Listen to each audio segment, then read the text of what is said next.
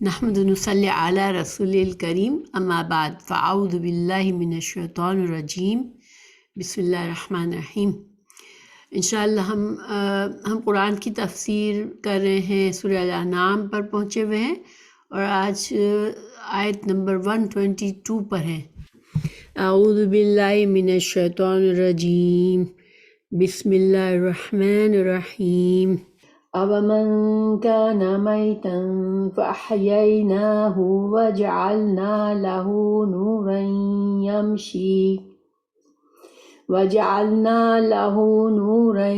يَمْشِي بِهِ فِي النَّاسِ كَمَنْ مَثَلُهُ فِي الظُّلُمَاتِ لَيْسَ بِخَارِجٍ مِنْهَا كذلك زين للكافرين ما كانوا يعملون وكذلك جعلنا في كل قرية أكابر مجرميها ليمكروا فيها وما يمكرون إلا بأنفسهم وما يشعرون۔ تو ترجمہ ہے ان آیت کا، اور کیا وہ شخص جو مردہ تھا پھر ہم نے اسے زندہ کیا اور اس کے لیے ایسی روشنی بنا دی جس کی مدد سے وہ لوگوں میں چلتا پھرتا ہے، اس شخص کی طرح ہے جس کا حال یہ ہے کہ وہ اندھیروں میں ہے اور ان سے کسی صورت نکلنے والا نہیں۔ اسی طرح کافروں کے لیے یہ عمل خوشنما بنا دیے گئے جو وہ کیا کرتے تھے۔ اسی طرح ہم نے ہر بستی کے سب سے بڑے اس کے مجرموں کو بنا دیا تاکہ وہ اس میں مکر و فریب کریں، اور وہ مکر و فریب نہیں کرتے مگر اپنے ساتھ ہی، اور وہ شعور نہیں رکھتے۔ تو ان آیت کا کیا تعلق ہے پیچھے سے؟ دیکھیں، جیسے کہ ہم نے دیکھا کہ اللہ سبحانہ تعالیٰ نے ہمیں ایک بنی اسماعیل یعنی کہ مکہ کے قریش جو تھے ان کے بارے میں یہ آیت ان کے بارے میں چل رہی ہے کہ انہوں نے کس طرح سے اسلام کی دشمنی کی اور حلال کو حرام کرنا پسند کیا اور ہر غلط طریقے کو پسند کیا اور ایمان کو قبول نہیں کیا۔ اب اللہ تعالیٰ یہاں فرما رہے ہیں کہ جو ایمان کی روشنی ہے اور جو کافر جس اندھیروں میں ہے وہ برابر نہیں ہوتا، ٹھیک ہے؟ یہ بھی ایک سمجھانے کا انداز ہے اور ساتھ ہی ساتھ مومنوں کو تسلی بھی ہے کہ وہ صحیح راستے پہ ہے۔ یہ بتانا ہے مومنوں کو بھی کہ ان کو جو نعمت ملی ہے ہدایت کی وہ اللہ کی طرف سے ہے، اور یہ وہ چیز ہے جو کہ اس کفر اور ظلم کفر کے اندھیروں سے ایک اسی طرح جیسے ایک زندہ انسان ہوتا ہے اور ایک مردہ ہوتا ہے، ٹھیک ہے؟ تو اللہ تعالیٰ فرما رہے ہیں یہاں پر اومن، کیا بھلا جو، کیا و بھلا من جو، یہاں پر واو جو ہے یہ اومن، واو یہاں پر اور کے معنی میں نہیں ہے بلکہ یہ حال ہے ایک طرح سے کہ کیا جس کا حال ہو، ٹھیک ہے؟ تو یہ حالیہ واو ہے۔ کانا تھا، میتن مردہ تھا، فاحیناہ تو زندہ کیا ہم نے اس، وجعلنا اور بنایا ہم نے لہو اس کے لیے، نورن ایک نور، یمشی وہ چلتا ہے، بھی ساتھ اس کے، فی الناس لوگوں میں۔ تو کیا اللہ تعالیٰ فرما رہے کہ کیا وہ جو کہ مردہ تھا اس کو ہم نے زندہ کیا اور اس کے لیے اس کو ایک نور عطا کیا جس نور کی روشنی میں وہ چلتا ہے، خود بھی چلتا ہے اور لوگوں کے درمیان چلتا ہے، کمن مانند اس کے، مثلہ جس کی مثال، فی الظلمات جس کی مثال یہ ہے کہ وہ اندھیروں میں ہے، لیسا نہیں ہے، بخارجن نکلنے والا، منہا اس سے، تو وہ ایسے اندھیروں میں ہے جہاں سے اس کا نکلنا ممکن نہیں ہے۔ اب اللہ تعالیٰ نے ایک مثال بیان کی دو طرح کے لوگوں کی، ایک کو اللہ نے مردہ سے تشبیہ دی اور ایک کو زندہ سے۔ تو قرآن میں بہت سی جگہوں پر کفر کو، کافر کو مردہ اور مومن کو زندہ کہا گیا ہے. اسی طرح سے ایمان کو روشنی اور کفر کو اندھیرا کہا گیا ہے. اور اسی طرح ایمان رکھنے والے کے مقابلے میں کافر کو جانور کی طرح مثال دی ہے کہ وہ جانور ہے. اللہ تعالیٰ فرما رہے ہیں کہ جو لوگ ایمان لے آئے، رسول اللہ صلی اللہ علیہ وسلم ہدایت لے کر آئے اور ان کے دل، اللہ تعالیٰ نے مومنوں کے دل ہدایت سے کھول دیے. اور یہ نور یہاں پر قرآن کے معنی میں، ٹھیک ہے، قرآن کو یہاں نور کہا گیا ہے. تو اللہ تعالیٰ نے جس نور کو بھیجا، اللہ کی وحی قرآن اور حدیث نور کی شکل میں آئی. ہر طرف کفر کے اندھیرے تھے. اور کفر کو اندھیرا کیوں کہا جاتا ہے؟ دیکھیں، انسان کی زندگی کا ایک مقصد ہے، اور انسان جو ہے وہ یہ زندگی کے بعد یہ زندگی ایک وقتی چیز ہے. اس کے بعد موت آئے گی، موت ایک ٹرانزیشن ہے. اس کے بعد انسان کے لیے ایک اور زندگی کا دروازہ کھلے گا جو کہ آخرت کی زندگی ہے. اب یہ ساری چیزیں انسان کو معلوم نہیں ہو سکتی سوائے اس کے کہ اللہ سبحانہ تعالیٰ اسے بتائے.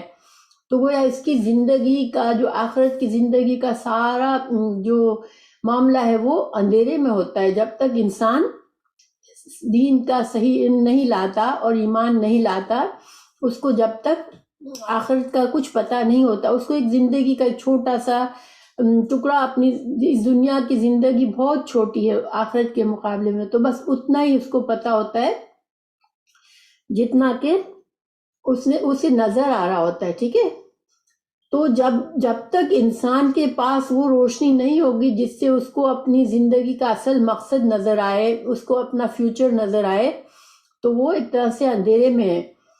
جب اللہ سبحانہ تعالیٰ نے انسانوں کو بنایا تو اللہ نے انسانوں پر ظلم نہیں کیا کہ اس کو بالکل خبر دیے بغیر، بتائے بغیر ان کو دنیا میں چھوڑ دیتا، اور پھر جب وہ مرتے تو جو اچھے کام نیچر سے خود کے کر کے آئے ان کو تو اللہ تعالیٰ جنت میں رکھتا، اور جو برے کر کے آئے ان سب کو جہنم میں ڈال دیتا، کیونکہ ان کو علم ہی نہیں تھا کہ اصل حقیقت کیا ہے. اس وجہ سے ظلمات اور اندھیرے کفر کے ہوتے ہیں. پھر دوسری بات یہ کہ اچھے اعمال کی ایک روشنی ہوتی ہے. دیکھیں، انسان جب مومن ہوتا ہے تو وہ ایک اچھا انسان بنتا ہے، اس کی ویلیوز اچھی ہوتی ہے، وہ اچھے پاک صاف زندگی گزارتا ہے، اللہ کے بتائے ہوئے حلال حرام کا احساس کرتا ہے، اور گندگی کیا ہے، پاکیزگی کیا ہے، میرے لیے کیا چیزیں اچھی ہے، کیونکہ اللہ سبحانہ تعالیٰ نے جن چیزوں سے ہمیں منع کیا اس میں ہمارے لیے کچھ نہ کچھ خرابی ہے.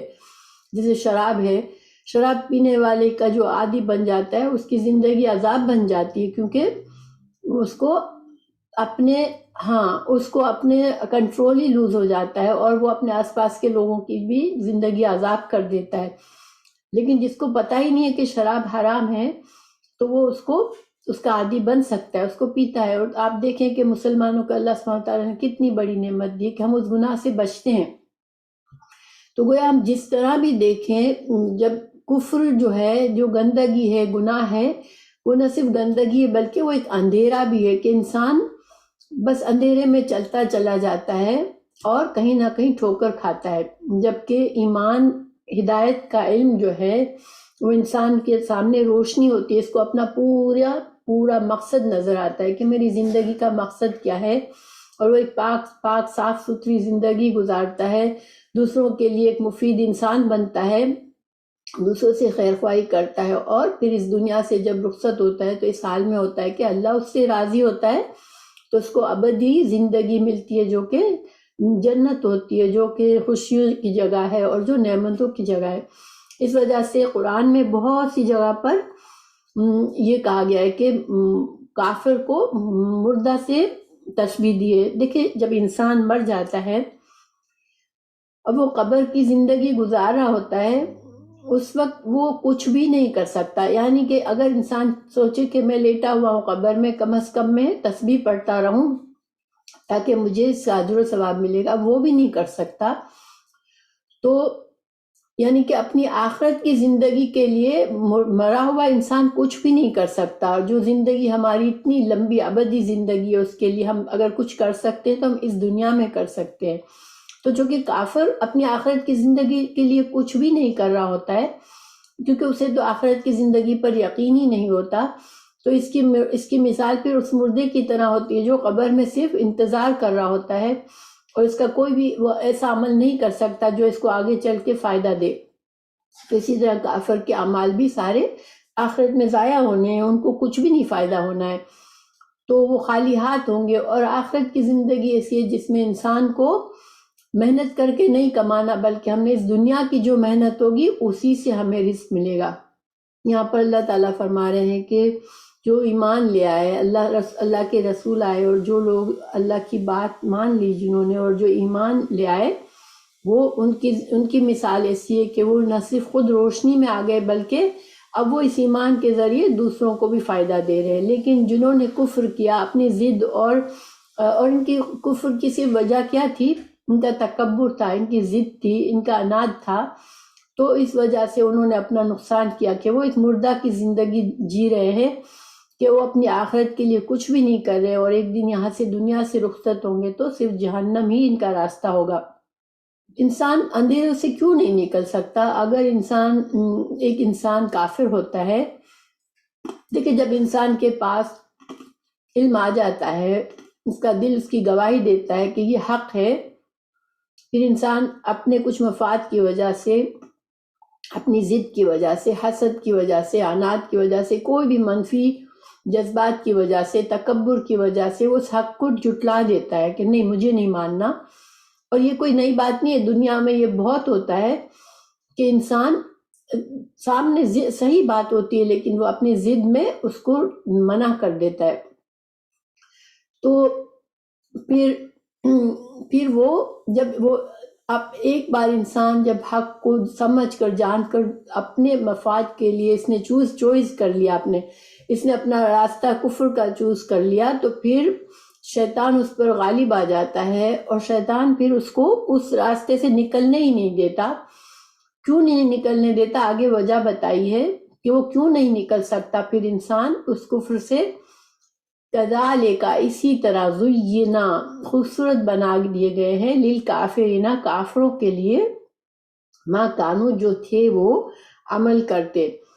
کیونکہ جب برے کاموں کا جب انسان شیطان کی پیروی کرنے لگتا ہے، حق کو جھٹلا دیتا ہے، حق سے ریفیوز کر دیتا ہے، شیطان اس کے اوپر حاوی آ جاتا ہے، تو پھر شیطان کا ایک کام کیا ہے کہ وہ بری چیزوں کو خوبصورت بناتا ہے انسانوں کے لیے. ہر بری چیز، ہر گناہ کا کام جس سے اللہ ناراض ہوتا ہے وہ اس کو اتنا خوبصورت بنا کے رکھ دیتا ہے کہ انسان اس خوبصورتی میں کھویا رہتا ہے اور وہ حق کی طرف جا نہیں پاتا کیونکہ حق کا راستہ اسے بہت مشکل اور دلچسپی نہیں لگتی اس کو. حق کسی بات میں پھر اس کو دلچسپی نہیں لگتی.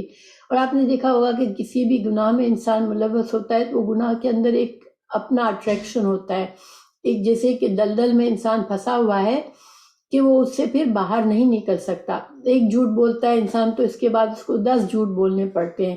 ایک گناہ کرتا ہے تو اس گناہ کو چھپانے کے لیے یا اس گناہ کو جسٹیفائی کرنے کے لیے اسے 10 اور گناہ کرنے پڑتے ہیں. اس طرح انسان ایک دلدل کی طرح اندر چلتا چلا جاتا ہے اور باہر نہیں نکل پاتا.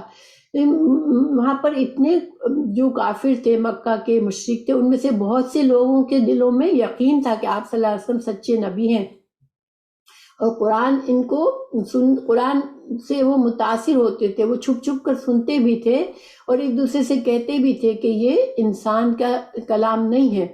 اور ان کو یقین تھا کہ وہ اللہ کے رسول ہیں، سچے رسول ہیں، مگر وہ اپنے گناہ سے باہر نہیں نکل سکتے تھے، اپنے تکبر سے نہیں نکل سکتے تھے. جس طرح اللہ تعالیٰ نے فرمایا کہ ان کی آنکھیں اب اندھی ہو گئی، ان کی بصیرت چھین لی گئی، ان کی سوچنے کی صلاحیت ختم ہو گئی، سمن بکمن عمیون ہو گئے. ٹھیک ہے، تو اسی طرح انسان جو ہے اسی چکروں میں اس سے نکل ہی نہیں سکتا، اس دلدل سے نہیں نکل سکتا. اور اللہ سبحانہ وتعالیٰ بچائے انسانوں کو، لیکن انسان کے اندر یہ کمزوری بھی ہے. اور پھر دوسری بات یہ کہ جب ہم غلط کام کرتے تو شیطان کے لیے ایک دروازہ کھل جاتا ہے. جب شیطان دور ہوتا ہے، جیسے ایک لاک روم ہے اس سے شیطان دور ہے، لیکن جب دروازہ کھل گیا اس کے لیے چھوٹا سا بھی سوراخ ہو گیا اور وہ آ گیا اندر، پھر اس کا پاور بڑھتا چلا جاتا ہے، وہ ہم پر حاوی سے حاوی ہونے رہتا ہے۔ جیسے شیطان کے وسوسے دور سے آتے ہیں تو دور کا اثر کم ہوتا ہے، لیکن جب شیطان ہم پر حاوی آ جاتا ہے پھر اس کے وسوسے اور زیادہ مضبوط اور زیادہ اسٹرانگ ہونے لگتے ہیں ہم پر۔ تو اللہ سبحانہ تعالیٰ فرما رہے ہیں کذالک، اسی طرح جعلنا، بنایا ہم نے، فی کل قریۃ، فی میں، کل ہر، قریۃ ہر بستی میں، اکابرا، اکابر کون ہوتے ہیں؟ جو بڑے بڑے چودھری، بڑے بڑے سردار، جن کو پاور ہوتا ہے، جن کا ایک رتبہ ہوتا ہے، جن کو فالوورز ہوتے ہیں اور ان کو معاشرے میں بڑی حیثیت حاصل ہوتی ہے، وہ اکابر ہوتے ہیں، جن کو اللہ نے دنیا بہت دی ہوئی ہوتی ہے۔ ہاں، اللہ نے جن کو بہت زیادہ دنیا دی ہوئی ہوتی ہے تو وہ کیا ہوتے ہیں؟ ان کو اکابر کہتے ہیں۔ اور دیکھیے اکابر ہمیشہ آپ دیکھیں گے کہ جتنے انبیاء کے ہم قصے پڑھیں گے ان میں انبیاء کے جو سب سے بڑے مخالف کون ہوتے تھے؟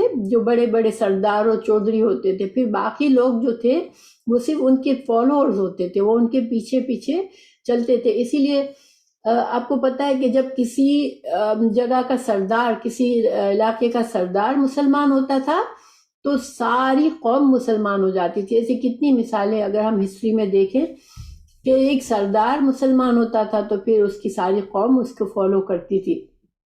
تو اللہ سبحانہ تعالیٰ نے یہ بھی ایک، جس طرح شیطان کو اللہ نے کچھ قدرتیں دے دی ہم کہ وہ وسوسہ ڈال سکتا ہے، وہ ہمارے لیے دھوکے کے سامان کر سکتا ہے، تو یہ ساری اس کو صلاحیتیں کیوں اللہ تعالیٰ اس سے چھین سکتا تھا؟ ساری صلاحیتیں اور اس کو بالکل ایسا کر دیتا کہ وہ ہمارے لیے کچھ خرابی نہ کر سکتا، لیکن اللہ تعالیٰ نے اس کو دی ہے وہ صلاحیتیں جس کی وجہ سے وہ انسانوں کو نقصان پہنچاتا ہے۔ تو اسی طرح جس انسان کو دنیا بہت مل جاتی ہے اور اس کے اندر تکبر آ جاتا ہے، وہ اپنے آپ کو بڑا سمجھنے لگتا ہے اور وہ بہت سیٹسفائیڈ ہوتا ہے اپنی زندگی سے، اس کو اطمینان ہوتا ہے کہ میں تو سیلف سفیشینٹ ہوں، مجھے کسی کی ضرورت نہیں ہے، تو اس کے اندر ایک تکبر بھی آ جاتا ہے، اور وہ تکبر جب ہوتا ہے تو وہ بہت بری چیز ہوتی ہے۔ انسان پھر ایک طرح سے اپنی عقل لوز کر لیتا ہے، اور اللہ سبحانہ تعالیٰ کو تکبر بالکل نہیں پسند۔ لیکن یہ اللہ کی مشیت ہے کہ اللہ تعالیٰ ایسے لوگوں کو پاور دیتا ہے، کیونکہ یہ دنیا ہمارے لیے امتحان کی جگہ ہے اور ہمارے ایمان کو جج کیا جائے گا۔ اللہ تعالیٰ ہمارے ایمان کو ہر طرح سے چیک کرتا ہے کہ اس بندے کا ایمان کتنا مضبوط ہے، کیونکہ اللہ نے خود قرآن میں کہا ہے کہ تم سمجھتے ہو تم کو بس ایسے ہی چھوڑ دیا جائے گا کہ تم ایمان لائے ہو، نہیں، تمہارا امتحان ہوگا۔ تو یہ اللہ کی مشیت اور امتحان کیوں ہمارا ہے یہاں پر؟ کیونکہ اللہ نے جو آخرت کی ابدی زندگی دی ہے اس کی نعمتیں اتنی زیادہ اہم ہے، اتنی زیادہ اسپیشل ہے کہ بغیر امتحان کے وہاں پر بالکل خالص ہو کے انسان جائیں گے، تاکہ جنت کا جو ماحول ہے اس میں کوئی منفی جذبات نہیں ہوں گے، کیونکہ اس میں جائیں گے وہی لوگ جو کہ بالکل خالص ہو گئے ہوں گے۔ اور انسان صرف جب آزمائشوں سے ہی خالص ہوتا ہے، یا تو وہ اور برا بن جاتا ہے آزمائشوں کے آگے، یا پھر وہ کھل کے نکھر کے باہر آتا ہے، جس طرح سونے کو تپایا جاتا ہے تو وہ خالص ہو جاتا ہے، اسی طرح انسان بھی آزمائشوں سے خالص ہو جاتا ہے۔ تو بہرحال یہ اللہ تعالیٰ نے فرمایا کہ ہر بستی میں بڑے بڑے لوگ جو ہوتے ہیں مجرمیہا، اس کے مجرموں کو، لیمکروا، اللہ تعالیٰ نے پھر ایسے بندوں کو جن کو پاور دیا ہوتا ہے اور جن کے اندر تکبر آ جاتا ہے تو ان کو پھر اللہ تعالیٰ چھوڑ دیتا ہے کہ وہ چالیں چلے، وہ مکاری کرے، فیہا، اس میں، یعنی وہ اپنی چالوں سے اپنے پیروکاروں کو بڑھا کے رکھتا ہے۔ آپ نے دیکھا ہوگا کہ جو انسان جتنا بڑا ہوتا ہے تو بڑا ہونے کی وجہ کیا ہوتی ہے کہ اس کو فالوورز بہت زیادہ ہوتے ہیں، اور جتنے زیادہ فالوورز ہوتے ہیں اتنے زیادہ اس کی قوت ہوتی ہے۔ تو پھر یہ جو بڑے لوگ ہیں وہ اس طرح کی چالیں چلتے ہیں کہ ان کے فالوورز بڑھتے رہیں، زیادہ سے زیادہ لوگ ان کے اشاروں پہ چلتے رہے، تو پھر یہ چالیں چلتے ہیں۔ آپ کو پتہ ہے کہ فرعون جو تھا جب حضرت موسیٰ علیہ السلام اس کے دربار میں گئے تو اس نے موسیٰ علیہ السلام نے صرف اتنا کہا تھا کہ بنی اسرائیل کو آزاد کر دو، ٹھیک ہے، بنی اسرائیل کو تم اپنے غلامی سے نکال دو، اب اللہ کا یہ حکم ہے۔ اس سے یہ نہیں کہا تھا کہ تم مصر کی حکومت میرے حوالے کرو، لیکن اس نے کیا کہا تھا اپنے ساتھیوں سے کہ یہ موسیٰ علیہ السلام جو ہیں اپنے جادو کی ٹرک سے تم لوگوں کو تمہارے ملک سے نکالنا چاہتا ہے۔ اس نے اس طرح سے اپنے درباریوں کو کہا تھا اور ان کو اپنے ساتھ رکھا تھا۔ اور دیکھیں ایسے بہت سے لوگ ہوتے ہیں جو بڑے لوگ ہوتے ہیں، ان سے بہت زیادہ مروب ہوتے ہیں، اتنے مروب ہوتے ہیں کہ ان کی ہر بات کو سچ سمجھ لیتے ہیں۔ تو بہرحال اللہ تعالیٰ نے فرمایا کہ ہر بستی میں ایسے لوگ ہوتے ہیں جن کو اللہ نے بہت نعمتیں دی ہوتی ہیں، تو وہ تکبر میں مبتلا ہوتے ہیں اور وہ لوگوں کو چالے چلتے ہیں لوگوں کے ساتھ اور اپنی قوت بڑھاتے رہتے ہیں، اور پھر وہ گناہوں کی زندگی، وہ ان کی اپنی زندگی گناہوں میں ہوتی ہے، وہ غلط، کیونکہ ان کو یہ ہوتا ہے کہ ہماری اتنی اچھی زندگی، ہم اپنی عیاشی سے زندہ رہ رہے ہیں، تو ہم اپنی عیاشی کو کیوں کم کریں۔ تو پھر وہ کیا کرتے ہیں کہ اگر کوئی نبی آتا ہے، کوئی ان کو اچھی بات بتانے والا آتا ہے، تو وہ اس کے دشمن ہو جاتے ہیں۔ تو انبیاء کرام کے دشمن زیادہ تر جو تھے وہ ایسے ہی لوگ تھے کہ وہ بڑے بڑے سردار تھے۔ آپ صلی اللہ علیہ وسلم کے بھی جو دشمن جو تھے وہ ابو جہل اور جو ولید بن مغیرہ، اور یہ وہ بڑے بڑے سردار اور بڑے بڑے لوگ تھے جن کو کئی فالوورز تھے، جن کی قوت تھی، جن کا رتبہ تھا، جن کو رعب حاصل تھا۔ تو یہ اللہ کا قانون ہے، مگر یہ مطلب نہیں ہے کہ ہر انسان جس کو اللہ نے بڑی زیادہ نعمتیں دی ہے وہ برائی ہو۔ بہت سے لوگوں کو اللہ تعالیٰ نعمتیں دیتا ہے، وہ اللہ تعالیٰ کے اچھے نیک بندے بھی ہوتے ہیں اور اپنی نعمتوں کو استعمال کر کے بہت سے اچھے کام بھی کرتے ہیں، لیکن جو زیادہ تر لوگ ہوتے ہیں، میجورٹی ایسے لوگ ہوتے ہیں جو کہ وہ بگڑ جاتے ہیں اپنی نعمتوں سے، اور ان کے اندر برائیاں آ جاتی ہیں اور وہ پھر دوسروں کو بھی گمراہ کرتے ہیں۔ اور جب کوئی نبی آتا ہے تو ایسے ہی لوگ اس کی مخالفت بھی کرتے ہیں، جیسے ابھی ہم بہت سی قوموں کے حال پڑھیں گے اس اگلی سورہ میں، سورہ اعراف میں، اور ہم دیکھیں گے کہ تمام انبیاء کے جو دشمن تھے وہ کون تھے؟ وہ بستیوں کے بڑے لوگ تھے۔ تو بہرحال اللہ تعالیٰ فرما رہے ہیں کہ یہ جو چالے چلتے ہیں، خود بھی گمراہ میں رہتے ہیں اور دوسروں کو بھی گمراہ کرتے ہیں، اور جو حق کے آگے مخالفت میں کھڑے ہو جاتے ہیں، تو یہ صرف اپنا ہی نقصان کرتے ہیں۔ وما یمکرون، نہیں وہ چالے چلتے، الا مگر بانفسہم، اپنے نفسوں کے خلاف ہی یہ چالے چلتے ہیں۔ وما یشعرون، مگر ان کو شعور ہی نہیں ہے کہ ہم کیا کر رہے ہیں، ہم اپنا نقصان کر رہے ہیں، ہماری آخرت کی زندگی کو برباد کر رہے ہیں۔ تو بہرحال یہ آیت پوری ہوئی انشاءاللہ۔ پھر وَإِذَا، اور جب جاءتہم، آتی ہے ان کے پاس، آیتون، کوئی نشانی، قالو، وہ کہتے ہیں، لن نؤمنا، ہرگز نہیں ہم ایمان لائیں گے، حتیٰ، یہاں تک کہ، نؤتا، ہم دیے جائیں، مثلا، مانند ما، جو، اوتیا، جو دیے گئے،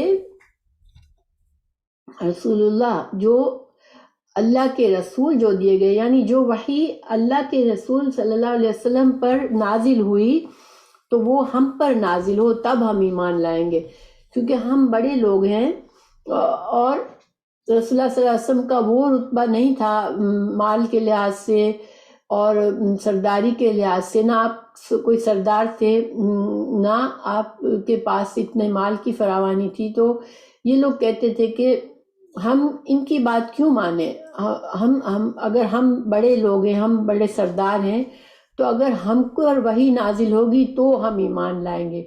یہاں تک کہ وہ کہتے تھے کہ طائف اور مکہ میں اتنے بڑے بڑے لوگ ہیں، تو ان کو چھوڑ کر اللہ نے ان کو رسول کا عہدہ کیوں دیا۔ اور یہ صرف انہی کا معاملہ نہیں تھا، دیکھیں بنی اسرائیل نے بھی جب مکہ میں آپ صلی اللہ علیہ وسلم گئے تو یہود نے کیوں نہیں مانا، آپ کو پہچان تو لیا تھا، لیکن صرف اس لیے نہیں کہ یہ تو بنی اسرائیل سے نہیں ہے، یہ تو بنی اسماعیل سے، اور ہم تو زیادہ یعنی بڑے رتبے والے لوگ ہیں، ہم تو اللہ کے چنے ہوئے لوگ ہیں، پھر ہم ان کی رسالت کو کیوں مانیں؟ تو یہ تکبر ہوتا ہے کہ انسان کے اندر دنیا میں جو کہ بڑا مقام حاصل ہوتا ہے تو وہ سمجھتا ہے کہ میں اللہ کے نزدیک بھی بڑا ہوں، اور اللہ مجھے چھوڑ کے اللہ نے کسی اور کو کیوں مجھ پر ترجیح دی۔ تو اللہ تعالیٰ فرماتے ہیں اللہ عالم، اللہ زیادہ جانتا ہے، حیث جہاں یا جعلو وہ ڈالے رسالت ہو، اللہ تعالیٰ انبیاء کو چننے کے لیے زیادہ جانتا ہے کہ کون اس قابل ہے کہ جس کو نبی بنایا جائے۔ اللہ تعالیٰ خاص بندوں کو انبیاء کا مقام دیتا ہے، اور وہ ایسے نہیں ہوتے جیسے یہ متکبر بڑے لوگ ہیں، وہ ایسے نہیں ہوتے اللہ کے انبیاء۔ اللہ جانتا ہے کس کو نبی بنانا ہے۔ اور اللہ سبحانہ تعالیٰ فرماتے ہیں سیصیبو، ان قریب پہنچے گا، صوب بارش کو بھی کہتے ہیں، کیونکہ وہ بارش جہاں اللہ کی مرضی ہوتی ہے وہاں نازل ہو جاتی ہے، ٹھیک ہے، تو ان قریب پہنچے گا ان کو۔ مصیبت بھی اسی روٹ ورڈ سے ہے کہ مصیبت کو بھی جہاں پہنچنا ہوتا ہے وہاں جا کے پہنچتی ہے۔ تو ان متکبر بڑے لوگوں کو، ان سرداروں پر ان قریب پہنچے گی الذین، وہ یصیب الذین، ان لوگوں کو، یعنی کہ ان متکبر لوگوں کو جنہوں نے اجرمو، جنہوں نے جرم کیا، صغار کہتے ہیں، صغیر سے صغار یہ مبالغے کا صیغہ ہے، ٹھیک ہے، بہت زیادہ ذلت۔ جس طرح کبیر ہوتا ہے بہت بڑا، تو اسی طرح کبار بہت بڑا ہوتا ہے، تو کبار کے مقابلے میں صغار بہت چھوٹا، ذلیل، بالکل بے قیمت۔ اللہ سبحانہ تعالیٰ فرما رہے ہیں کہ ان قریب ان مجرم لوگوں کو ذلت پہنچے گی عند اللہ، اللہ کے ہاں، وعذاب، اور عذاب ہوگا شدید بما، بوجہ اس کے کہ کانو تھے وہ، یمکرون، یہ جو چالے چل رہے ہیں، حق کو جاننے کے باوجود حق کو قبول نہیں کرتے، تو اللہ سبحانہ تعالیٰ ان قریب ان کے اوپر عذاب بھیجے گا ان کو، اور ان کا عذاب خاص کیا ہوگا کہ وہ ذلت والا عذاب ہوگا۔ جہاں بھی جس تکبر کا نام آتا ہے وہاں پر پھر ذلت کا عذاب آتا ہے، جب بھی، کیونکہ تکبر جو ہے اللہ کو سخت ناپسند ہے، تکبر شیطان کی صفت ہے۔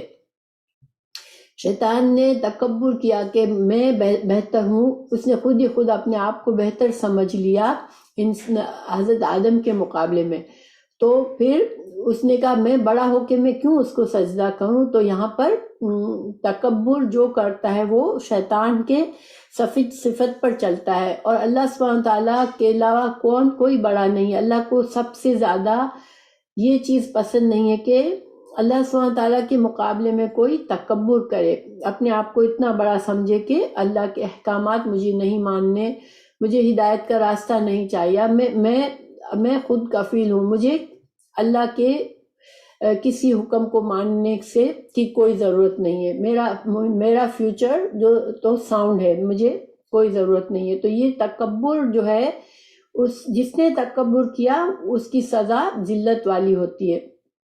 ایک حدیث ہے کہ جس کے اندر ذرا رائے برابر بھی تکبر ہوگا وہ جنت میں نہیں جائے گا۔ تو تکبر اللہ کو سخت ناپسند ہے، اور اللہ سبحانہ تعالیٰ ان کو ذلت کرے گا۔ تو دیکھیں کچھ ہی عرصے کے بعد جب آپ صلی اللہ علیہ وسلم ہجرت کر گئے، پھر دوسری ہجری میں جنگ بدر ہوئی تھی، اور جنگ بدر میں یہ سارے متکبر جو تھے، جو آپ صلی اللہ علیہ وسلم کے سخت خلاف تھے، آپ صلی اللہ علیہ وسلم کے قتل کے منصوبے بنائے تھے، اور جنہوں نے دوسرے لوگوں کو بھی اسلام سے روکا ہوا تھا، وہ سارے کے سارے 72 لوگ قتل کیے گئے تھے، مارے گئے تھے جنگ بدر میں، اور ان میں بڑے بڑے سردار سارے مارے گئے تھے جو کہ اسلام کے سخت دشمن تھے۔ تو اللہ سبحانہ تعالیٰ نے دنیا میں بھی ان کو ذلیل کیا، اور جب ابو جہل، آپ کو پتہ ہے کہ جب ابو جہل بدر کے میدان میں پڑا ہوا تھا، اس کو 2 بچوں نے مارا تھا، یعنی وہ بچے تھے جو کہ ابھی، یعنی کہ ان کو جنگ کی اجازت بھی نہیں تھی، مگر انہوں نے اجازت لی تھی اور آئے تھے، تو بالکل جیسے ینگ ٹین ایجر تھے، ان دونوں بھائیوں نے جا کے اس کو زخمی کر دیا. انہوں نے ارادہ کیا ہوا تھا کہ ہم ابو جہل کو ماریں گے. تو انہوں نے حضرت ابو موسیٰ اشعری یا کوئی بڑے صحابی سے پوچھا کہ آپ ہمیں بس ابو جہل کا پتہ، جنگ میں بدر میں جب سب تھے وہاں پر تو اس نے کہا ہمیں آپ بتا دیں کہ ابو جہل کون سا ہے. تو انہوں نے اشارے سے بتا دیا کہ وہ فلاں جگہ پہ جو ہے وہ ابو جہل ہے. تو یہ دونوں سب کو چھوڑ کے وہاں گئے اور اس پر حملہ کیا اور اس کو اتنا زخمی کر دیا کہ وہ میدان میں پڑا ہوا تھا مگر ابھی مرا نہیں تھا.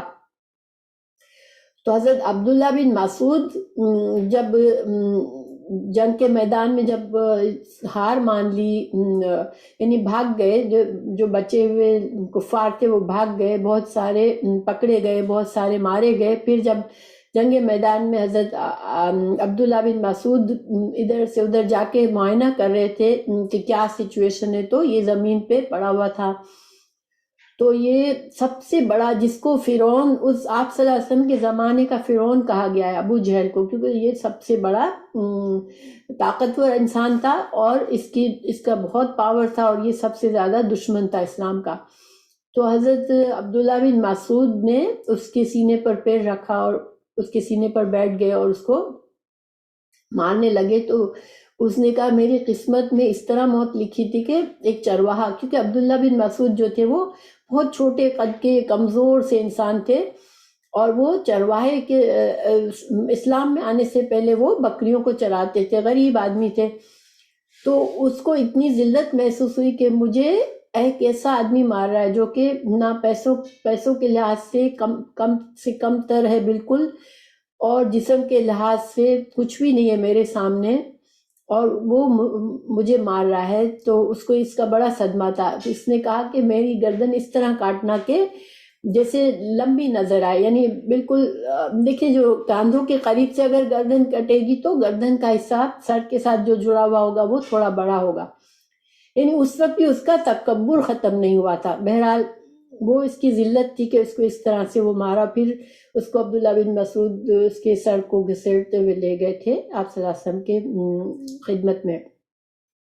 تو بہرحال یہ اللہ سبحانہ تعالیٰ کے آگے یہ تو صرف وقتی مہلت ہوتی ہے. اللہ تعالیٰ اپنی مشیت کے لحاظ سے متکبر لوگوں کو بھی مہلت دیتا ہے کہ وہ جو بھی خرابی کر رہے ہیں دنیا میں کرتے رہے، اور جو ان کی بات کو مان کر گمراہ ہوتے ہیں وہ بھی گمراہ ہوتے ہیں اور وہ بھی اپنا انجام خراب کرتے ہیں. تو لیکن آخرت میں بھی ان کے لیے شدید عذاب ہے. دنیا میں تو اللہ تعالیٰ ان کو ذلیل کرے گا، آخرت میں بھی ذلیل اور خوار ہوں گے اور شدید عذاب میں جائیں گے. تو بہرحال اللہ سبحانہ تعالیٰ فرمانے فمن، اور جو یریدو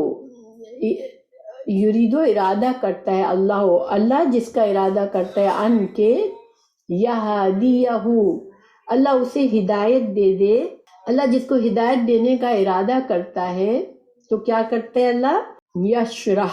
شرح کھول دینا، ٹھیک ہے، شرح کھول دیتا ہے، صدرہ اس کا سینہ، للاسلام اسلام کے لیے اس کا سینہ کھول دیتا ہے. ومن، اور جو یرید وہ ارادہ رکھتا ہے ان یہ کہ یضلہ کہ جس کو گمراہ کرے، یجعل بنا دیتا ہے صدرہ اس کا سینہ، ضیقاً تنگ، حرجاً جکڑا ہوا، کأنما جیسا کہ گویا کہ یصعد وہ چڑھتا ہے فی السماء آسمان میں. دیکھیے جب ہم انسان جتنی اونچائی پر چڑھے گا اتنا اس کو سانس پھولتی ہے نا، اونچائی پہ چڑھنا آسان نہیں ہوتا. تو گویا اب آسمان تو اتنا بلند ہے، اگر کوئی انسان اس طرح سے آسمان کی طرف چڑھنے جائے گا تو اس کی حالت بری ہو جائے گی، وہ سانس نہیں لے سکے گا. کذالک اسی طرح یجعل ڈال دیتا ہے اللہ الرجس عذاب کو. رجس کیا ہوتا ہے؟ گندگی کو بھی کہتے ہیں، گناہ کے کام کو بھی کہتے ہیں، پلیدی ہر چیز نجس جو ہوتی ہے اس کو رجس کہتے ہیں. اور اللہ عذاب جب ڈالتا ہے کسی قوم پر اس کو بھی رجس کہتے ہیں. تو اللہ تعالیٰ اسی طرح رجس عذاب ڈال دیتا ہے علی الذین ان لوگوں پر لا یؤمنون جو ایمان نہیں لاتے. دیکھیں پچھلی آیت میں ہمیں اللہ تعالیٰ نے بتایا کہ اللہ تعالیٰ خوب جانتا ہے کہ کس کو نبی بنانا ہے، ٹھیک ہے، کس کو یہ مقام دینا ہے. اسی طرح اللہ سبحانہ تعالیٰ جانتا ہے کس کو ہدایت دینی ہے، مگر اس کا یہ مطلب نہیں ہے کہ اللہ تعالیٰ نے پہلے ہی سے چوز کر لیا کہ جس کو ہدایت دینی ہے اس کو ہدایت دے گا، جس کو گمراہ کرنا ہے اس کو گمراہ کرنا. ایسا نہیں ہے. اللہ سبحانہ تعالیٰ بندے کو دیکھتا ہے کہ بندے کی نیت اور ارادہ کیا ہے. جس انسان کو انصاف کی بات اچھی لگتی ہے، جس کا سینہ ایمان کے لیے، حق کے لیے کھلتا ہے، جو اچھی بات کو پسند کرتا ہے، اچھی بات کو قبول کرتا ہے، تو اس کے لیے اللہ سبحانہ تعالیٰ اور آسان کر دیتا ہے. یعنی جب انسان کی نیت ہوتی ہے کہ میں اللہ کو راضی کروں، میں ہدایت کو قبول کروں، میں اچھا کام کروں، تو اللہ تعالیٰ اس کے اسی ارادے کو، اسی نیت میں اس کے لیے آسانی کر دیتے ہیں. ٹھیک ہے، یہ مضمون دوسری جگہ بھی آیا ہے کہ جو سورہ اللیل میں ہے کہ جو ابھی میرے سامنے نہیں ہے، لیکن جو غلط چیز چاہتا ہے اللہ اس کو اس کی غلطی کے لیے، غلط کام کے لیے اس کے لیے آسانی کر دیتا ہے، اور جو اچھی چیز چاہتا ہے اللہ اس کی اچھائی کے لیے آسانی کر دیتا ہے. یہ اللہ کا قانون ہے.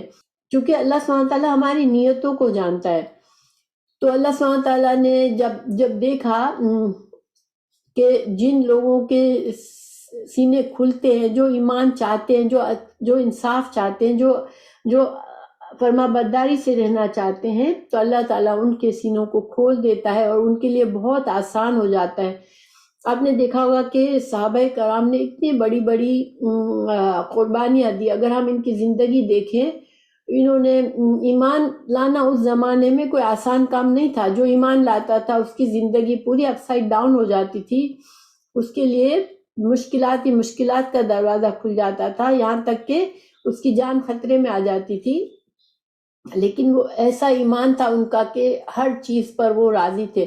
جسی طرح اب ہم نے پڑھا کہ جب فرعون کے پاس جادوگروں نے، اللہ تعالیٰ نے جادوگروں کو ایمان دے دیا، تو فرعون نے ان کو کہا کہ میں تمہارے ہاتھ پیر کاٹ دوں گا مخالف سمت سے اور تم کو سولی چڑھاؤں گا. انہوں نے کہا ٹھیک ہے، تم جو بھی کرو گے تو دنیا کی معاملہ ہے، تمہاری جو بھی اختیاریں کر لو، ہمیں آخرت میں اللہ کے عذاب سے ہم بچ جائیں گے.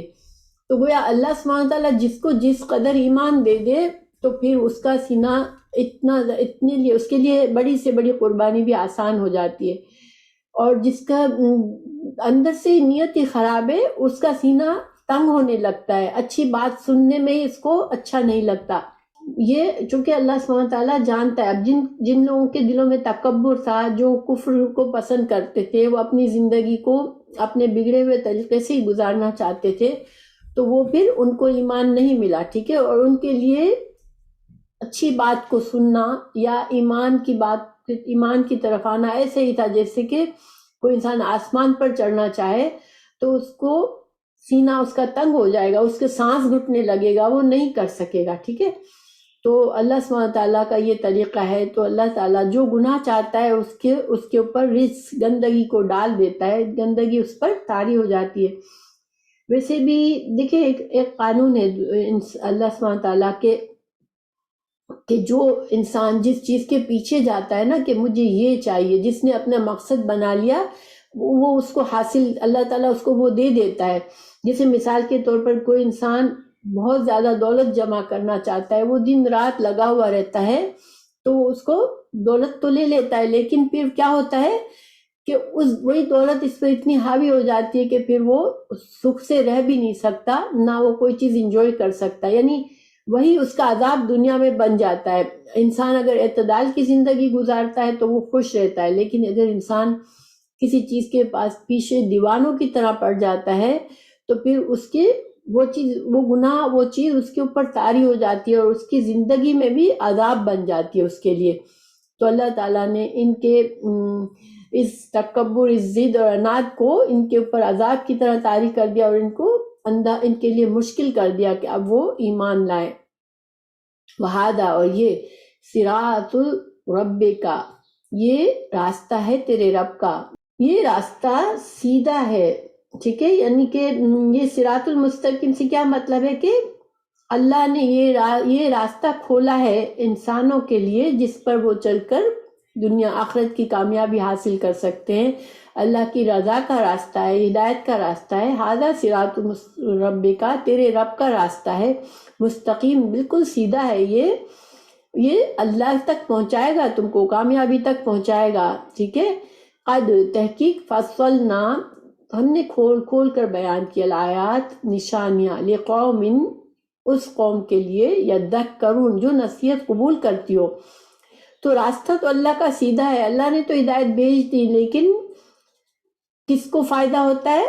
جو اس پر غور و نصیحت کو قبول کرے گا۔ نصیحت تو دیکھیں موجود ہے، قرآن موجود ہے، حدیث موجود ہے، سب اچھے دلائل موجود ہیں کہ کیا اچھا ہے کیا برا ہے، لیکن جو نصیحت کو قبول ہی نہیں کرنا چاہتا تو پھر وہ اس کے لیے کوئی فائدہ نہیں ہے۔ یہ سیدھا راستہ کس کے لیے سیدھا اور آسان ہے؟ جو کہ ہدایت کو قبول کرنا چاہے، جو اللہ کے راستے پر چلنا چاہے۔ لہم، اور اللہ سبحانہ تعالیٰ نے اتنے دلائل دے دیے، ہر چیز سے واضح کر دیا کہ کیا حق ہے اور کیا باطل ہے۔ اب جو نہیں چاہے گا تو پھر اسی کا نقصان ہوگا، اور جو نصیحت قبول کرنا چاہے گا اللہ تعالیٰ اس کو اس راستے پر جما دے گا، استقامت دے دے گا۔ اللہم اجعلنا منہم، آمین۔ لہم، اور ان کے لیے، دار السلام، اور ان کے لیے پھر آخرت میں کیا ہے؟ سلامتی کا گھر ہے۔ جو لوگ ہدایت کو قبول کر لیں گے، نصیحت کو قبول کر کے سیدھے راستے پہ آ جائیں گے، پھر ان کے لیے کیا ہے؟ آخرت کی سلامتی کا گھر ہے، عند ربہم، ان کے رب کے پاس، وہوا، اور وہ، ولیہم، اللہ ان کا ولی ہے، ان کا کارساز ہے، بما، ساتھ اس کے جو، کانو، تھے وہ، یعملون، اللہ سبحانہ تعالیٰ ان کے ہر کام میں مددگار ہے، اللہ ان کا معاون ہے، اللہ ان کا نگہبان ہے۔ کیونکہ دنیا میں دیکھیں، جب شیطان نے بھی کہا کہ میں تیرے بندوں کو گمراہ کروں گا، تو اس نے کیا کہا تھا کہ سوائے جو تیرے مخلص بندے ہیں۔ تو کیونکہ مخلص بندوں کو اللہ تعالیٰ کی حفاظت مل جاتی ہے، اور اللہ تعالیٰ ان کو شیطان کے شر سے اور ان کے نفس کے شر سے بچاتا ہے۔ ہم نے سورہ یوسف کسی نے اگر پڑھی ہو تو یوسف علیہ السلام برات ثابت ہوئی، ان کو جب جیل سے باہر نکالا گیا کہ ان کا تو کوئی قصور ہی نہیں تھا، یہ تو بے گناہ تھے، تو انہوں نے کیا کہا کہ یہ اللہ تعالیٰ بچاتا ہے، ورنہ انسان کا نفس تو اس کو خرابی کی طرف لے جاتا ہے، لیکن اللہ تعالیٰ نیک بندوں کی حفاظت فرماتا ہے، فرشتے نیک بندوں کی حفاظت فرماتے ہیں، ٹھیک ہے۔ تو انسان جو ہے اگر صحیح معنوں میں نیکی کرنا چاہتا ہے تو پھر اس کو اللہ کی مدد آتی ہے۔ اور یہ قانون ہمیں یاد رکھنا چاہیے، کوئی بھی مشکل کام لگتا ہے لیکن نیکی کا کام ہے تو ہمیں اگر پکا ارادہ کر لیں گے اور کوشش کریں گے تو انشاءاللہ یہ ہو نہیں سکتا کہ اس میں کامیابی نہ ہو۔ وَيَوْمَ، اور جس دن، يَحْشُرُهُمْ، جمع کرے گا ان کو، جميعاً، سب کو، جس دن اللہ تعالیٰ جنوں کو، انسانوں کو قیامت کے دن جمع کرے گا تو اللہ کیا کہے گا؟ یا معشر الجن، اے جنوں کے گروہ، قد استکثرتم، تحقیق تم نے بہت زیادہ لے لیا، کثرت سے، یہ ٹھیک ہے۔ سین اور تا صرف بناوٹ کا ہے، یعنی کہ باب کا ہے، اور کثرہ زیادہ، ٹھیک ہے، سین اور تا اس میں طلب ہوتی ہے۔ تو شیطان سے کہے گا کہ تو نے جن، بہت سے جن شیطان ہیں، سارے جن تو نہیں لیکن بہت سے جن شیطان ہیں، کیونکہ ابلیس بھی جن ہے، تو اللہ تعالیٰ جنوں سے کہے گا جو کہ شیطان جنوں سے کہے گا کہ تم نے بہت سے لوگوں کو تم نے لے لیا، من الانس، بہت سے انسانوں کو تم نے گمراہ کر دیا، تم نے انسانوں کے شیطان بنا لیے، اپنے ساتھ ملا لیا۔ اور یہ آپ کو پتہ ہے کہ یہ شیطان نے یہ وعدہ کیا تھا کہ میں بہت سے لوگوں کو ثابت کر دوں، میں ان کو جہنم کی طرف لے جاؤں گا۔ تو اللہ تعالیٰ کہے گا کہ سورہ سبا میں ہے کہ اللہ تعالیٰ نے فرمایا کہ شیطان نے اپنا جو ظن تھا، اس کا جو گمان تھا کہ میں بہت سے انسانوں کو بہکانے میں کامیاب ہو جاؤں گا، تو وہ اس میں کامیاب ہوا۔ گویا کہ انسانوں کی جو اکثریت جو ہے وہ شیطان کے پیچھے چلے گی، جن کو اللہ محفوظ رکھ دے گا، جو لوگ ہدایت پر رہیں گے وہ ہدایت پا لیں گے، لیکن اکثر لوگوں کا انجام جو ہے وہ جہنم میں ہو جائے گا شیطانوں کے ساتھ۔ اللہ ان سے کہے گا کہ جنوں سے کہے گا تم نے بہت سے انسانوں کا نقصان کیا، ان کو اپنے ساتھ ملا لیا۔ وقالا اور کہیں گے اولیاءہم ان کے سرپرست، من الانس انسانوں میں سے، تو جن انسانوں نے شیطانوں کی پیروی کی ہوگی وہ کہیں گے ربنا اے ہمارے رب، استمتع فائدہ اٹھایا، متاع سے ہے متاع دنیا کا سامان کو بھی متاع کہتے ہیں، استمتع متاع فائدہ اٹھایا، بعدنا ہم میں سے بعض نے، بعدن بعد کا، وبلغنا اور پہنچے ہم، اجلنا اپنی اجل کو، یعنی اب ہم اپنے انجام کو اب پہنچ گئے، یعنی جہنم کے سامنے، جہنم ہمارے سامنے ہے اور ہم نے برے انجام کو پہنچ گئے۔ الذی وہ جو اجلت لنا جو تو نے ہمارے لیے مقرر کی تھی، یعنی جو برے لوگوں کے لیے جو ٹھکانہ تو نے مقرر کیا تھا ہم اس ٹھکانے پر اب پہنچ گئے۔ قالا کہے گا یعنی فرمایا جائے گا ان سے، النارو آگ، مثواکم ٹھکانہ ہے تمہارا، خالدینہ ہمیشہ رہنے والے ہو، فیہا اس میں، الا مگر، ماشاء اللہ جو چاہے اللہ، ان ربکا بے شک تیرا رب، حکیم ہے، علیم علم والا ہے۔ تو یہاں اس ٹکڑے اس کا کیا مطلب ہے، اس مکالمے کا؟ دیکھیں دنیا میں بہت سے انسان، چونکہ شیطان کا تو کام ہی ہے یہ کہ وہ اس کو پتہ ہے کہ میرا انجام برا ہے، تو وہ انسانوں کو اس برے انجام میں اپنے ساتھ شامل کرنا چاہتا ہے، کیونکہ وہ انسان سے پہلے دن سے وہ نفرت اس کے دل میں کیوں ہے، حسد کیوں ہے کہ حضرت آدم علیہ السلام کو ترجیح دی گئی، حضرت آدم علیہ السلام کو سجدہ کرنے کا حکم ہوا اور اس نے منع کیا اور اس طرح سے مردود بنا، تو یہ دشمنی اس کی اس وقت سے ہے، ٹھیک ہے۔ تو اس نے اپنا وعدہ کیا کہ میں بہت سے انسانوں کو گمراہ کر لوں گا اور جہنم میں لے جاؤں گا، تو وہ اس نے پورا کیا کہ وہ بہت سے لوگوں کو اس کامیاب ہو گیا گمراہ کرنے میں۔ لیکن جب انسان جو لوگ گمراہ ہوئیں گے وہ کیا کہیں گے کہ یا اللہ ہم نے جنوں سے فائدہ اٹھایا اور جنہوں نے شیطانوں سے ہم نے فائدہ اٹھایا دنیا میں، اور شیطانوں نے ہم سے فائدہ اٹھایا، کیونکہ جو شیطان کو فالو کرتا ہے وہ کیوں کرتا ہے کہ وہ دنیا کے فائدے کے لیے کرتا ہے، تو انسانوں کا کیا فائدہ تھا جنوں کے پیچھے چلنا، شیطانوں کی بات ماننے میں؟ کہ دیکھیں چونکہ شیطان انسانوں کے لیے برے کاموں کو خوبصورت بنا دیتا ہے اور اس کو آسان کر دیتا ہے، تو انسانوں نے ان گناہوں کے کاموں سے دنیا میں لذت حاصل کی، دنیا میں انہوں نے خوب انجوائے کیا، اور کیوں کیا؟ کیونکہ شیطان نے ان کے لیے آسانیاں کی اور شیطان نے ان کے لیے اس کاموں میں، اس گناہ کے کاموں میں لذت پیدا کر دی، ٹھیک ہے، اس میں ان کو خوبصورت بنا دیا اس کاموں کو، اور وہ اس میں لذت میں مگن رہے۔ لیکن ظاہری بات ہے ایک طرح سے یہ دنیا کا فائدہ تھا۔ دنیا میں اگر ہم دیکھتے ہیں کہ بہت سے مومن بہت مشکل حالات میں بھی وہ حق سے ہٹنا نہیں چاہتے، چاہے ان کی لائف مشکل ہو رہی ہوتی ہے، لیکن اس کے مقابلے میں آج ہم دیکھیں کہ یہاں ہم رہتے ہیں، جو لوگ مسلمان نہیں، آپ کبھی ان کو لائف پہ غور کریں کہ ان کی لائف کا مقصد کیا ہے، کہ انجوائے یور لائف، مطلب سب سے زیادہ بس ان کو یہ کہ بس انجوائے کریں کسی بھی طرح سے، کوئی بھی گناہ کا کام ہے، ڈانس کی محفلیں، شراب، نشہ، یعنی کوئی بھی حرام کام، زنا، جو بھی حرام کام ہے ان کے لیے تو کوئی رکاوٹ ہے ہی نہیں، کیونکہ ان چیزوں میں ان کے لیے، انسانوں کے لیے ایک خوبصورتی رکھ دی، شیطان نے ان چیزوں کو خوبصورت بنایا اور انہوں نے اس سے انجوائے کیا لائف کو، تو یہ انہوں نے فائدہ اٹھایا۔ دوسرا فائدہ انسانوں کو کیا ہوا شیطانوں سے دنیا میں، کہ بہت سے انسان جو کاہن کا کام کرنا چاہتے ہیں اور جو جو قسمت بتاتے ہیں لوگوں کی، اور لوگوں کے جنوں سے وہ جنوں کو یوز کرتے ہیں اصل میں، اور جن شیطانوں کے ذریعے وہ ادھر ادھر کی باتیں سنتے ہیں اور پھر اس سے وہ لوگوں کی مستقبل کی باتیں بتاتے ہیں اور اس سے پیسہ کماتے ہیں، تو یہ بھی انسانوں نے فائدہ اٹھایا دنیا میں جنوں کے ذریعے۔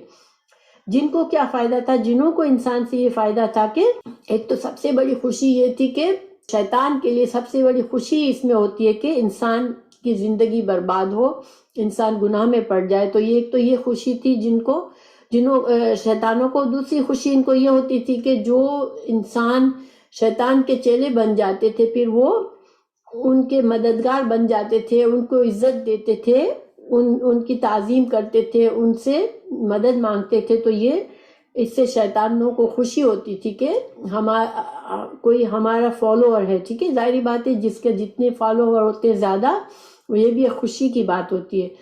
تو یہ دونوں گروہ نے ایک دوسرے کا دنیا میں فائدہ اٹھایا، لیکن اس کا انجام کیا ہوا کہ اب دونوں جہنم میں ساتھ ہیں. اللہ تعالیٰ نے دونوں کو فرما دیا کہ اب تم لوگوں کا ٹھکانہ جہنم میں ہے. کیونکہ جہنم میں کیا ہوگا کہ برے لوگوں کے ساتھی برے ہوں گے.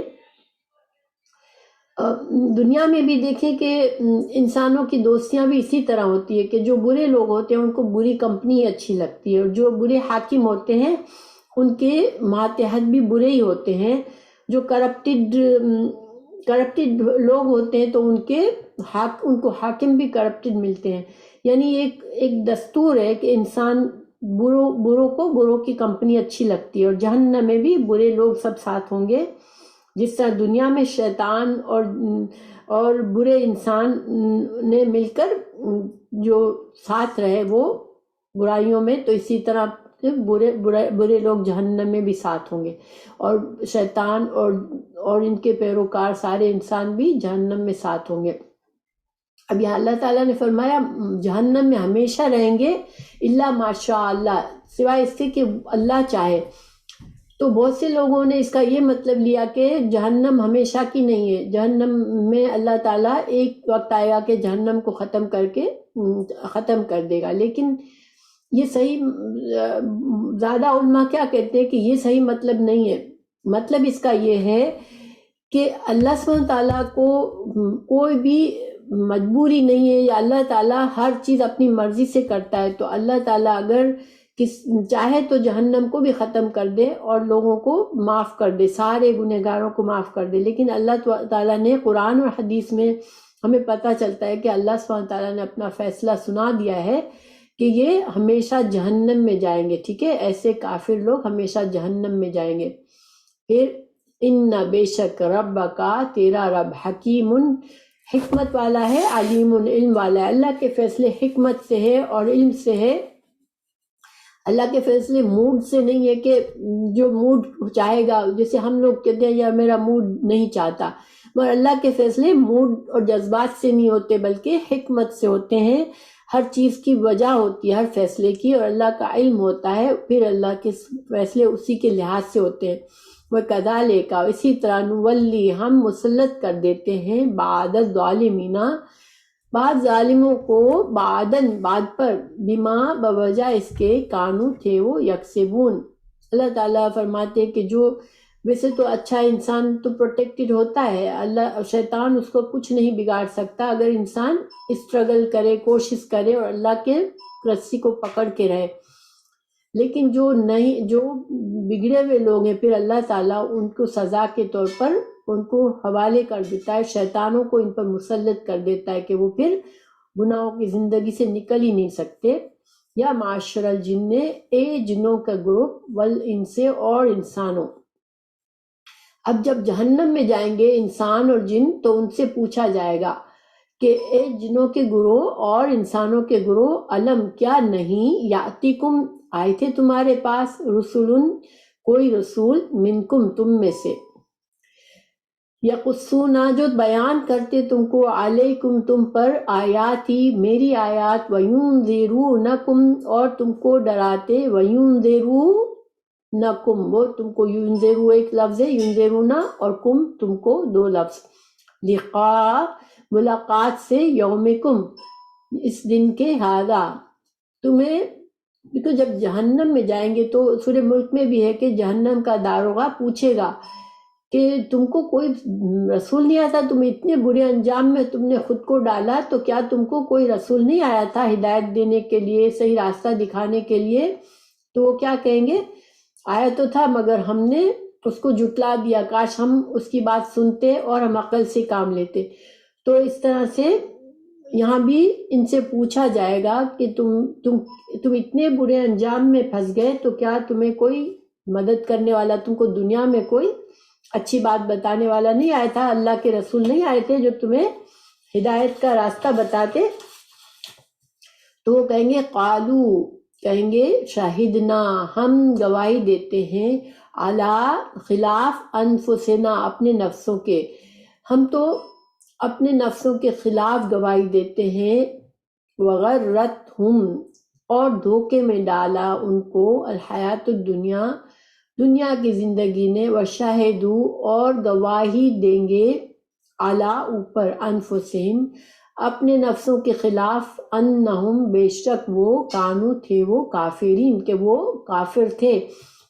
یعنی جب دیکھیں اس کے مختلف مراحل ہیں، ٹھیک ہے، آخرت میں بہت سے جو مجرمین ہیں وہ پہلے تو جھوٹ بولیں گے کہ نہیں اللہ ہمارے پاس تو کوئی نہیں آیا تھا، ٹھیک ہے، ہمارے پاس کوئی ہدایت دینے والا نہیں تھا، یہ فوراً نہیں مان لیں گے، لیکن پھر ان کے ہاتھ پیر بھی گواہی دیں گے ان کے خلاف، اور اللہ سبحانہ تعالیٰ کے بعد سارے دلائل موجود ہوں گے، ان کے اعمال نامے موجود ہوں گے، اور جیسے ہم نے پیچھے پڑھا کہ رسولوں کو بلایا جائے گا وہ گواہی دیں گے، نیک لوگوں کو بلایا جائے گا وہ گواہی دیں گے، امت مسلمہ گواہی دے گی کہ ہاں ان کے پاس رسول آئے تھے، انہوں نے جھٹلا دیا۔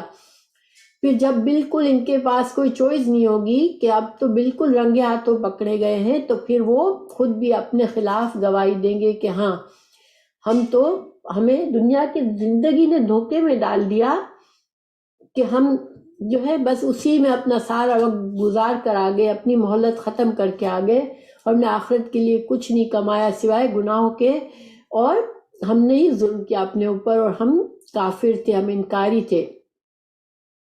ذالک، یہ، ان لم، کہ نہ، یکن، ہو تھا، ربوں کا، تیرا رب، مہلکا، ہلاک کرنے والا، القرا، بستیوں کو۔ اللہ سبحانہ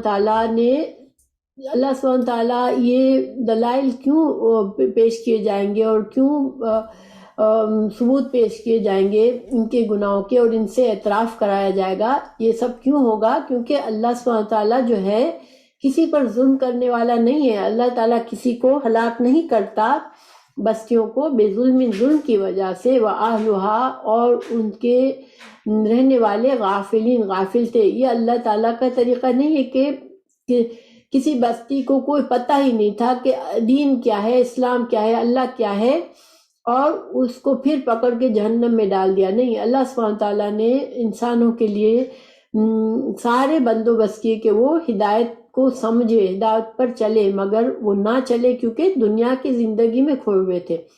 تو یہ اللہ تعالیٰ کسی پر ظلم نہیں کر رہا کہ ان کو جہنم میں ڈال رہا ہے یا ان کو دنیا میں ہلاک کر رہا ہے۔ وَلِكُلِّ، اور واسطے ہر ایک کے لیے، درجات ہیں، مما، اس میں سے جو، عملو، انہوں نے عمل کیے۔ انسان کے دنیا میں بھی اور آخرت میں بھی درجات کس وجہ سے ہیں؟ ان کے عمل کی وجہ سے، ان کی کوشش کی وجہ سے، ٹھیک ہے۔ وما ربک، نہیں ہے تیرا رب، غافل، غافل، اما، اس سے جو، یعملون، اللہ سبحانہ تعالیٰ ہمارے ہر عمل کو دیکھ رہا ہے اور ہر عمل کا اچھا یا برا بدلہ ہے۔ تو جس طرح جنت میں بھی درجات ہوں گے اور جہنم میں درجات ہوں گے، اور انسانوں کے اعمال کی وجہ سے ہوں گے، اور نہ صرف انسانوں کے بلکہ وَلِكُلٍّ سے مطلب ہے شیطانوں اور جن کے بھی، یعنی جنوں کے بھی اور انسانوں کے بھی۔ جس طرح آخرت میں دنیا میں درجات ہوتے ہیں، تو دنیا کے درجات تو ہمیشہ انسان کے اعمال کے مطابق نہیں ہوتے کیونکہ دنیا امتحان کی جگہ ہے، لیکن آخرت کے درجات جو ہے وہ انسان کے اعمال کی وجہ سے ہوگا، اور اللہ سبحانہ تعالیٰ ہمارے ہر عمل کو دیکھ رہا ہے۔ تو کبھی بھی کسی نیکی کو چھوٹا نہ سمجھیں، کیونکہ ہر نیکی ہمارے لیے انشاءاللہ آخرت کے درجات کا سبب بنے گی، اور کوئی بھی نیک کام کتنا بھی مشکل لگے، اللہ پر بھروسہ کرے کہ انشاءاللہ اگر ہماری نیت خالص ہے، ہم اللہ کو راضی کرنا چاہ رہے ہیں، تو یہ کام اللہ تعالیٰ آسان کر دے گا۔ اللہ سبحانہ تعالیٰ ہمیں شیطان مردود کے شر سے بچائے،